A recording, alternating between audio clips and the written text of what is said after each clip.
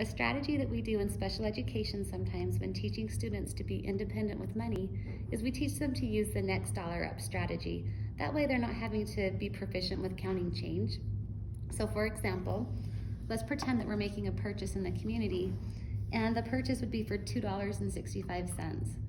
What we teach our students to do is we teach them to ignore the change part of it. So cover up anything that's on the right side of the decimal. And so now we simply have a 2 here. The next thing we teach the students to do is to count out their money. So we would do 1, 2, and the next dollar up. That way they would have enough money to cover the purchase, but without having to know how to do all the change. We also teach them to wait until, or actually when they finish their purchase, to put their hand out to wait for the change so that they don't leave without getting that. Let's practice on a few examples. So, let's say that we're at the grocery store and we'd like to buy a box of Cocoa Puffs for $3.10.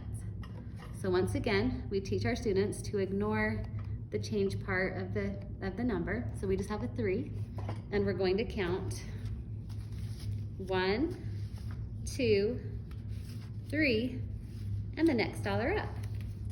That way we would have enough money to buy this box of Cocoa Puffs, and then we would wait for our change. Sometimes we are making purchases that are smaller than $1. So there would not be a number on the side of the decimal point. So we're going to cover that up. There's nothing there. So in that case, we just simply teach the students to give the next dollar up and wait for the change.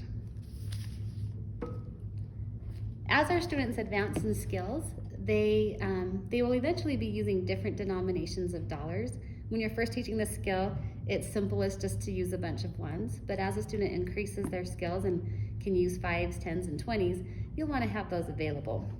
And so what we have right here is we have something that costs $5.10. So once again, we ignore the 10 cents on there. We just have the 5.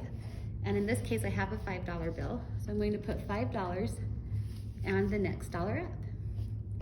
There you have it. Just practice that at home and you'll get real proficient at it real fast.